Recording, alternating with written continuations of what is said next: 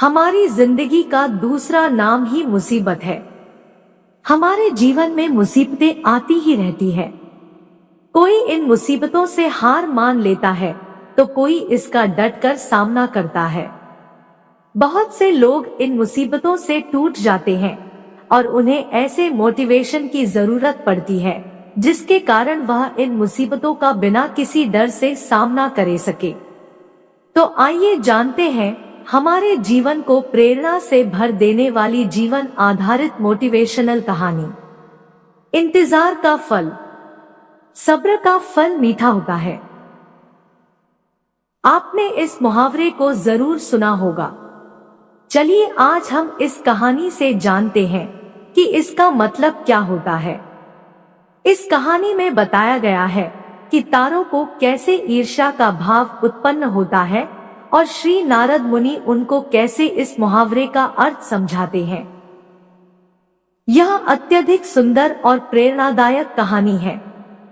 जब सूरज अस्त हो रहा होता है तब हल्की हल्की संध्या से उत्पन्न होती है और चारों तरफ शांत वातावरण जैसा एक अंधेरा सा छा जाता है। सभी जीव जंतु पशु पक्षी अपने निवास स्थान को जाने लगते हैं और हल्की हल्की हवा चलने लगती है। हम जब आसमान की ओर देखते हैं तो सूर्य अस्त होता रहता है, तभी आसमान में तारे टिमटिमाने लगते हैं। कुछ तारे अत्यधिक चमकीले होते हैं परंतु कुछ कम चमकीले होते हैं। अधिक चमकीले वाले तारों पर हमारी नजर जल्दी पहुंचती है परंतु कम चमकीले वाले तारों पर हमारी नजर बहुत कम ही जाती है। इसलिए हम उन पर ध्यान नहीं दे पाते और उनकी सुंदरता फीकी पड़ जाती है। परंतु उन सब में से एक ऐसा तारा होता है जो अधिक चमकीला होता है, जिसके आने से पूरा आसमान जगमगा जाता है। वह इतना सुंदर और चमकीला होता है कि उसके जगमगाते ही लोगों के चेहरे पर खुशी आ जाती है। उसे हम स्वाति नक्षत्र के नाम से जानते हैं। अत्यधिक चमकीला और सुंदर होता है, जिसके आने से लोग खुश हो जाते हैं। इसीलिए बाकी के नक्षत्र स्वाति नक्षत्र से ईर्ष्या करते हैं और अपनी इस ईर्ष्या की कथा को श्री नारद मुनि को बताते हैं। नारद मुनि उन सभी तारों को समझाते हुए कहते हैं कि देखो, जो भी सब्र करता है उनकी कीर्ति संसार में होती है और मुझे प्रतीत होता है कि आप लोगों में धैर्य नहीं है। इसीलिए आप लोग संध्या काल में होते ही तुरंत जगमगाने लगते हैं। लेकिन स्वाति नक्षत्र अत्यधिक समय के बाद आसमान में निकट आता है, तभी उसकी प्रतिस्पर्धा इतनी अधिक होती है। तभी सभी लोग के चेहरे पर मुस्कान आती। इसीलिए कहा जाता है कि हमें सब्र करना चाहिए क्योंकि उसका फल मीठा होता है। यदि तुम देर में आसमान में टिमटिमाते होते तो तुम्हारा भी महत्व होगा और तुम्हें भी लोग अलग नाम से जानेंगे। नारद मुनि द्वारा समझाई गई बात सभी तारों को समझ में आ गई। सब्र का फल मीठा होता है, यह बात हम सब जानते हैं और इसे हम लोगों ने महसूस भी किया है। मैं हमेशा अपने कार्य को पूरा करने के बाद उसके परिणाम के इंतजार में उतावला हो जाता हूँ या फिर अपने आने वाले कार्य को पूरा करने के लिए उतावला हो जाता हूँ, जिससे मेरा आने वाला कार्य बिगड़ जाता है। परंतु मुझे ऐसा नहीं करना चाहिए, मुझे सब्र करना चाहिए उस परिणाम का या उस आने वाले कार्य का, जिससे मैं उस कार्य को अच्छे से समाप्त करूं और उसका परिणाम भी अच्छा हो। हम जानते हैं जल्दी में लगाया हुआ निशाना हमेशा अपने गोल से बाहर जाता है। हमें धैर्य पूर्वक उस निशाने को भेजना चाहिए, तभी हमें जीवन में सफलता मिलेगी। हमें किसी भी कार्य को धैर्य पूर्वक करना चाहिए, तभी सफलता के दरवाजे खुलते हैं। धैर्य ही ऐसा शस्त्र है जो विकट परिस्थितियों में मनुष्य के मस्तिष्क का संतुलन बनाए रख सकता है और उसको आगे आने वाली चुनौतियों को से निपटने के लिए नए मार्ग को बतला सकता है। बड़े बड़े महात्मा और महापुरुषों के द्वारा भी बताया गया है कि हमें भी किसी कार्य में सफलता पानी है तो उसे चिंता मुक्त होकर करना चाहिए और सब्र रखना चाहिए। परिणाम की सफलता अवश्य मिलेगी। Time motivational story. हमारी जिंदगी छोटे छोटे समय के भागों में बटी हुई है। हमारी जिंदगी में कई दिन, कई घंटे, कई मिनट और कई सेकंड होते हैं, परंतु कुछ लोग इसी समय में उस मुकाम को हासिल कर जाते हैं जिसकी उन्हें चाह होती है। वे समय का सदुपयोग करते हैं और अपने जीवन में सफल हो जाते हैं। एक गांव में एक गरीब आदमी रहता था। उसके घर में उसकी पत्नी और उसकी एक बेटी और एक छोटा बेटा था। उसकी पत्नी दूसरों के घर में काम करके अपने परिवार का खर्च चलाती थी। उसका पति, जिसका नाम रामू था, रामू दिन भर नशे में डूबा रहता था और दूसरों के साथ अपना समय बर्बाद किया करता था। कहीं इधर ताश के पत्ते खेलता दिखता था तो कहीं उधर लोगों के दरवाजे बैठकर गपशप मारा करता था। अपने परिवार का ख्याल उसे बिल्कुल नहीं था। उसके माता पिता ने उसकी शादी कराकर गलती कर दी थी। बेचारी उसकी पत्नी दिन रात काम कर कर अपने बच्चों का पेट पालती थी। यदि उसकी पत्नी एक भी दिन काम पर न जाए तो उसके बच्चे भूखे रह जाते थे। इसीलिए उसकी पत्नी प्रत्येक दिन दूसरों के वहां काम करती थी। लेकिन रामू को इन सब बातों से कोई फर्क नहीं पड़ता था। उसे बस अपना समय बर्बाद करके हंसी मजाक और पत्ते खेलने में बहुत मजा आता था। शाम को शराब पीकर घर आकर जोर जोर से अपनी पत्नी को चिल्लाता था। कई बार उसने अपनी पत्नी को मारा भी, लेकिन अब उसकी पत्नी करे भी तो क्या, वह तो अपने बच्चों को छोड़कर नहीं जा सकती थी। रामू को जो कोई भी समझाता था कि रामू कुछ कार्य करा करो, पैसे कामया करो, अपने परिवार का खर्च तो उठाओ, तुम्हारे 2 बच्चे हैं, तुम्हारी पत्नी है, उनकी देखभाल करो, ऐसे अपना समय क्यों बर्बाद करते हो। रामू उसके ऊपर बिगड़ जाता था और कहता, तुम्हें इससे लेना देना क्या, मैं कुछ भी करूं, यह मेरा जीवन है, मैं तुम्हारे घर में खाता हूं क्या। इसके कारण कोई भी गांव का सदस्य इससे इस विषय में बात ही नहीं करता था। वह सुबह खाकर निकल जाता था और रात में शराब पीकर आता और अपनी बीवी के ऊपर गुस्सा करता था। ऐसा ही कुछ दिनों तक चलता रहा। कुछ दिनों बाद संसार में एक ऐसी बीमारी ने जन्म लिया जो मानव जाति के लिए अत्यधिक खतरनाक थी। चारों तरफ उस बीमारी का कहर था। आप सब जानते होंगे, मैं कोरोना वायरस की बात कर रहा हूँ। जब सरकार द्वारा लॉकडाउन लगा दिया गया था तब चारों तरफ लोगों का एक दूसरे के वहां आना जाना बंद हो गया था।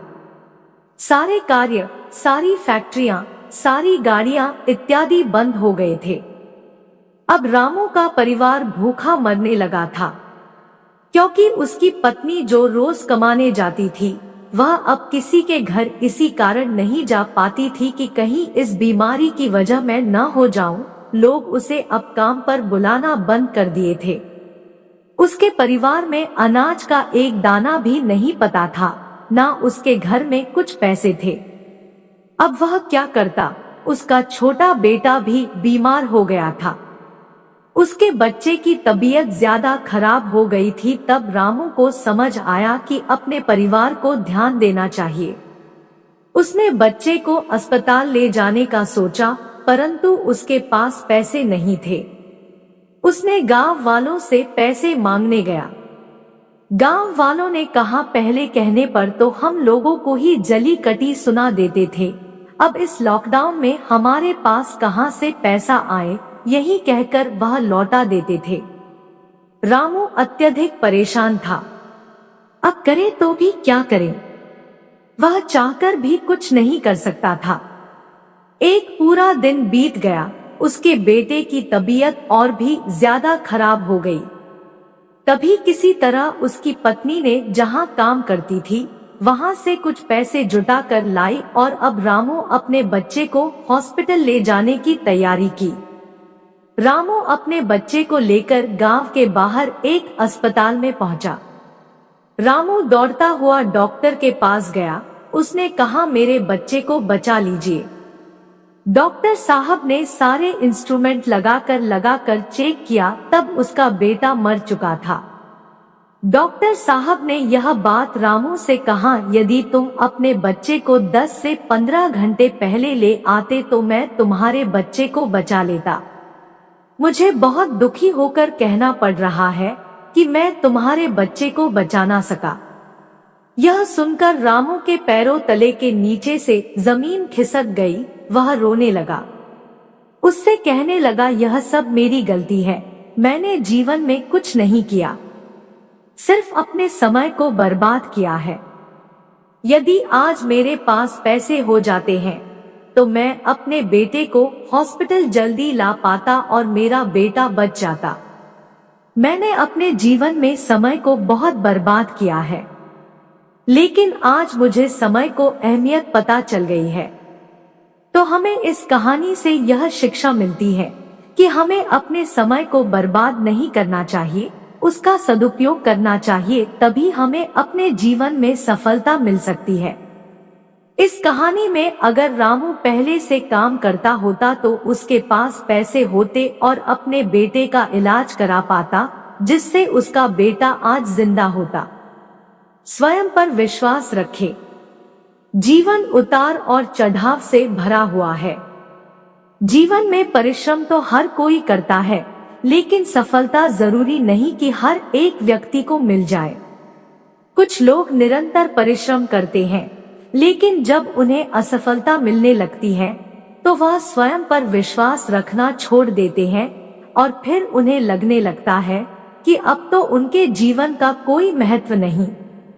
दुनिया में कई ऐसे लोग हैं जो असफलता प्राप्त करने के बाद हार मान जाते हैं, जीवन में आने वाली तनिक क्षणों की मुश्किलों से घबरा जाते हैं। ऐसे समय में व्यक्ति को प्रेरणादायक कहानी की जरूरत पड़ती है, क्योंकि ऐसी कहानियां लोगों में आत्मविश्वास जगाती हैं और बताती हैं कि जीवन में सफलता प्राप्त करना आसान नहीं, लेकिन जो व्यक्ति स्वयं पर विश्वास रखता है, लगातार मेहनत करता है, धैर्य रखता है, एक दिन निश्चित ही वह सफल होता है। दुनिया भर में कई सारी प्रेरणादायक कहानियां मौजूद हैं, जिससे आप प्रेरणा पा सकते हैं। ऐसी ही यह प्रेरणादायक कहानी है, जिसे पढ़कर आपको स्वयं पर विश्वास होने लगेगा। एक बार एक व्यक्ति जीवन में अपनी असफलताओं से हताश होकर चुपचाप बैठा हुआ था। उसकी निराशा देख भगवान स्वयं उसके सामने प्रकट हुए। उस व्यक्ति ने भगवान से पूछा, मैंने अपने जीवन में बहुत कड़ी मेहनत की, लेकिन मुझे अब तक सफलता नहीं मिली। मैं लगातार असफलता प्राप्त करते जा रहा हूँ। अब आप बताइए कि मेरे जीवन की क्या कीमत है। इस पर भगवान मुस्कुराए और मुस्कुराते हुए उसे एक लाल चमकदार छोटा सा पत्थर थमा दिया। व्यक्ति ने पूछा, इस पत्थर का मैं क्या करूं? ईश्वर ने कहा, तुम इस पत्थर को लेकर जाओ और बाजार में इसकी कीमत जान कर आओ। ध्यान रखना, इस पत्थर को बेचना नहीं है। ईश्वर के कहे अनुसार वह व्यक्ति उस लाल चमकदार पत्थर को लेकर बाजार में उसकी कीमत ज्ञात करने निकल पड़ता है। सबसे पहले उसे राह पर एक संतरा बेचने वाला आदमी दिखता है।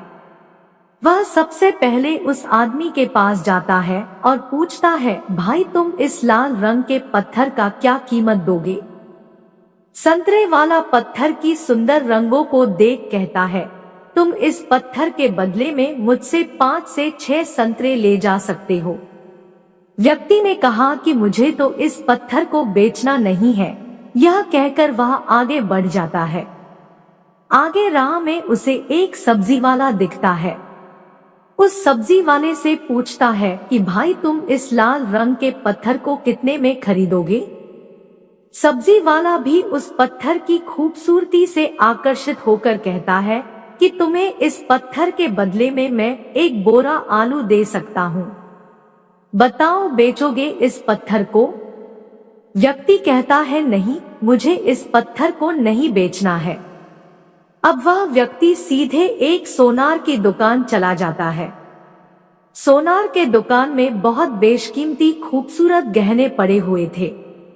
वह व्यक्ति अब उस सोनार को पत्थर दिखाते हुए पूछता है कि इस पत्थर की कीमत क्या लगाओगे? सोनार बहुत ध्यान से उस पत्थर को देखता है। अंत में वह कहता है कि इस पत्थर के बदले में मैं तुम्हें 1 करोड़ रुपए दे सकता हूँ। लेकिन वह व्यक्ति बोलता है कि मुझे इस पत्थर को नहीं बेचना। सोनार को लगता है कि शायद दाम कम बता रहा हूँ, इसीलिए वह पत्थर बेचने से मना कर रहा है। इसीलिए सोनार पत्थर की कीमत बढ़ाकर 2 करोड़ कर देता है। लेकिन वह व्यक्ति तब भी यही कहता है कि मैं इस पत्थर को तो बेच ही नहीं सकता। सोनार के दुकान से निकलकर वह व्यक्ति अब हीरे की दुकान में घुसता है, जहां पर बहुत बेशकीमती रत्न पड़े हुए थे। व्यक्ति हीरे के दुकानदार को पत्थर दिखाते हुए इसकी कीमत पूछता है। हीरे का व्यापारी लगभग 10 मिनट तक पत्थर को बहुत ही बारीकता से जांच करता है और अंत में वह एक मलमल के कपड़े पर उस पत्थर को रखकर उसके सामने अपना सिर टेक लेता है। व्यक्ति पूछता है कि इसकी कीमत कितनी है? तब हीरे का व्यापारी कहता है, अरे भाई, तुम्हें यह कहां से मिला? यह तो दुनिया की अनमोल रत्न है, जिसे तो दुनिया की पूरी दौलत लगा दो तब भी खरीदा नहीं जा सकता। यह सुन वह व्यक्ति बहुत अचंभित हो जाता है और वह सीधे ईश्वर के पास आता है और सारी घटना भगवान को बताता है। उसके बाद पूछता है कि ईश्वर, अब तो बताइए कि मेरे जीवन की कीमत क्या है? तब ईश्वर कहते हैं कि संतरे वाले, सब्जी वाले, सोनार वाले और हीरे वाले सभी ने तो तुम्हें तुम्हारे जीवन की कीमत बता दी है। व्यक्ति कहता है, मैं समझा नहीं। तब ईश्वर उसे विस्तार पूर्वक समझाते हुए कहते हैं कि तुम किसी के लिए पत्थर के टुकड़े के समान हो तो किसी के लिए अनमोल रत्न। जिस तरह सबने अपनी अलग अलग जानकारी के हिसाब से इस पत्थर की कीमत बताई, लेकिन उस हीरे के व्यापारी ने इस पत्थर की असली पहचान कर ली। ठीक उसी तरह इस दुनिया में तुम कई लोगों के लिए एक मामूली इंसान हो, भले ही तुम में कितना भी हुनर क्यों ना हो, लेकिन वक्त के साथ यह हुनर जरूर निखर कर आता है। तुम्हें बस परिश्रम और धैर्य की जरूरत है।